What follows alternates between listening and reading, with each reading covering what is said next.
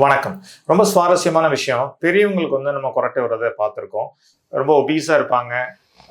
அவங்க வந்து ரொம்ப தொப்பையோட இருப்பாங்க. ஸோ அவங்க வந்து நார்மலா கொறட்டை விடுறதுக்கான பார்த்துருக்கோம். சின்ன குழந்தைங்க வந்து கொறட்டை விடுவாங்க. ஸோ நைட்ல வந்து த தூக்கத்தில திடீர்னு எந்திரிச்சுருவாங்க. பகல்லேயும் ஒரே தூக்க கலக்கத்தில இருப்பாங்க. ஸோ இந்த மாரியான ஒரு சிம்ப்டம்ஸ நம்ம பார்த்துருப்போம்.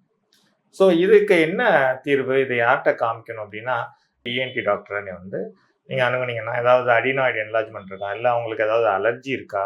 அப்படிங்கிறதெல்லாம் பார்த்துட்டு, அத வந்து சரி செஞ்சுருவாங்க. அதற்கப்புறம் வந்து அவங்களுக்கு பிரச்சனை இருக்கு அப்படிங்கிறதுனா, கிரேனியோஃபேஷியல் டெவலப்மென்ட் அப்நார்மாலிட்டின்னு சொல்லுவோம்.